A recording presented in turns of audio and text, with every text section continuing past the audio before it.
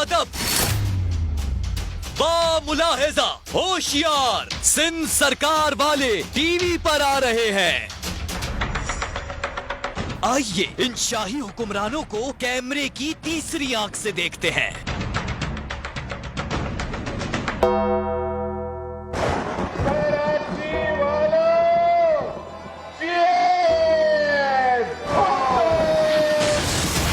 एक तस्वीर, हजार अल्फाज। ये कोई आम जगह नहीं, सिंध असेंबली है, जहां कैमरामैन और मीडिया वर्कर गंदे पानी में खड़े हैं और महफूज मकाम पर खड़े सईद गनी अपने साथियों के साथ सिंध की तरक्की का राज बता रहे हैं। जब ज्यादा बारिश में ज्यादा पानी आता है तो शहर डूब जाता है।